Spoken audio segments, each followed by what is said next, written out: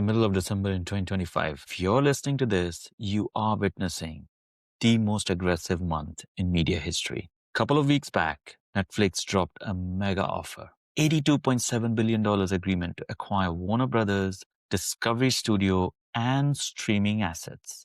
But the week after brought a plot twist. Paramount, backed by a consortium of desperate private equity, launched a hostile counterbid, $30 a share, one they think shareholders can't refuse. So we have a war.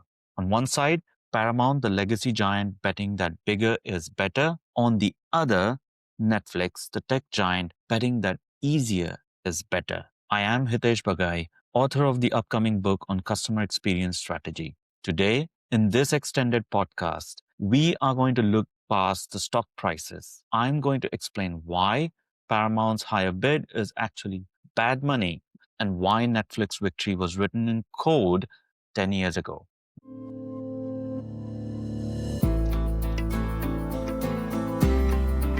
Before we get into the strategy, let's unpack the deal structure because the devil is in the details. The Netflix deal is surgical. They're buying the crown jewels, Warner Brothers pictures, the Batman, Barbie, Dune, all that you remember, or the HBO, the prestige TV factory with Succession, Max, the subscriber base, or the app that they have. What they're rejecting is just as important. The deal spins off the linear assets, CNN, TNT, TBS Eurosport into a new entity, Discovery Global, something you call as legacy cable. Why? Because Netflix understands asset toxicity. Cable channels are high friction revenue. You have to negotiate with carriers, Comcast, Charter. You have to manage ad inventory and you have to deal with declining viewership. That is operations heavy. Netflix, operations light. They want a direct pipe to the customer. Now compare that to the Paramount bid. Paramount wants everything. They want to merge Paramount Plus with Max, merge CBS with CNN, merge MTV with TNT. They're trying to build a fortress of legacy assets. But here is the problem. You cannot build a fortress out of crumbling bricks. Paramount is betting on leverage and scale. Netflix is betting on velocity. This brings us to the core thesis of today's episode and a central chapter in my book. Why did Warner Brothers ultimately fail as a standalone company? It wasn't a content problem. Warner Brothers had House of Dragon. They had The Last of Us. They had the biggest hits in the last 3 years. They failed because they had a delivery problem. Let's talk about the user journey friction. When David Zaslav merged Warner and Discovery years ago, they broke the user experience. They flooded the prestige HBO app with reality TV tiles. They changed the name to Max, confusing for the brand equity. The recommendation engine got worse. You'd find Succession and it would autoplay 90 Day Fiancé after that. That is cognitive dissonance. It breaks users' trust. Netflix, on the other hand, is a mechanism. Think about the shuffle feature. Think about top 10 list. Think about how the trailer starts playing just as you hover over it. Netflix isn't selling you a movie. They're selling you the absence of a decision. In a world of overwhelming choices all around us, the company that eliminates decision fatigue wins. Netflix bought Warner Brothers not to get their movies, but to put their movies into a better machine. Let's look at the financials now, right? How can Netflix afford $82 billion? And why is the market skeptical of Paramount's $30 offer? It comes down to customer experience flywheel. When you focus on CX or customer experience, you generate 3 types of capital that don't show up on a balance sheet immediately. It takes time, but compounds over time. So the first one is retention capital. Netflix has the lowest churn in the industry, approximately only 2%. Paramount Plus has some of the highest. Every month, they spend millions just to replace the customers leaving. Netflix keeps them for free. Second one is your data capital. Because Netflix users binge, Netflix knows exactly what they want. They don't guess. Warner Brothers was guessing. They were throwing spaghetti on the wall. See what sticks. Third one is pricing authority. This is the big one.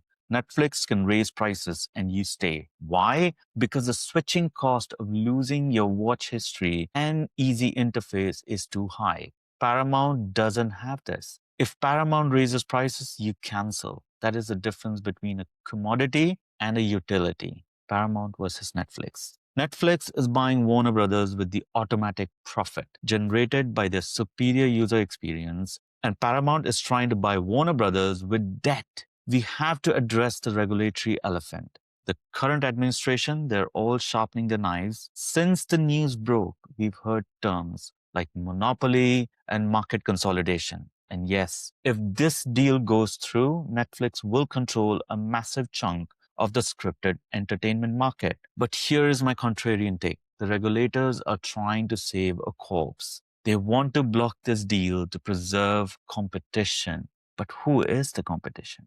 Paramount is drowning in debt. Peacock is a niche player. Apple and Amazon are tech companies who do this as a hobby, although I do see hints of seriousness in them. If the opposition group blocks Netflix, aren't saving Warner Brothers. They are sentencing it to a slow death by private equity. The consumer has already voted. We voted for the platform that works. The monopoly here isn't coercive. It's a meritocracy of experience. If the government forces Warner to stay independent or merge with Paramount, the consumer loses. We get a worse app, higher prices because someone has to pay down the Paramount's debt, and a fractured experience. The regulators are looking at market share. They should be looking at consumer benefit. I want to take a moment to address a question I got on LinkedIn yesterday. If Netflix wins this, what happens to the creatives? Doesn't the algorithm kill art? Now, this is the darker side of UX monopoly. And yes, you're right to be worried. When the mechanism wins, the art becomes fuel. If Netflix owns HBO, will they still greenlight a risky, slow burn drama like The Wire? Or will the algorithm say people drop off after 12 minutes and so let's make it snappier? The danger of the Netflix victory isn't high prices, it's homogenization.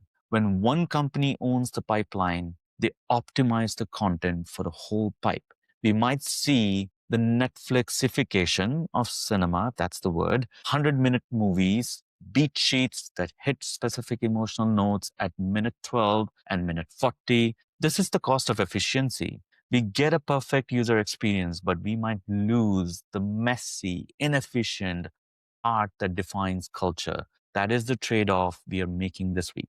So as we watch the ticker tape in the following weeks, and as Paramount tries to rally shareholder votes for their hostile bid, remember this: markets eventually correct to the path of least resistance. Paramount offers more friction, Netflix offers less friction. In the long run, the frictionless player always wins. Customer is God. Here's your takeaway for the week.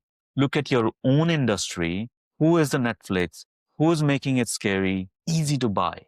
Who is the Warner Brothers? Who has a great product but a painful process? And most importantly, are you building a fortress or are you building a flywheel? And I'll be back with more such customer experience stories around us. Until then, keep removing the friction. I am Hitesh, and this is Human Centered Customer Experience Podcast.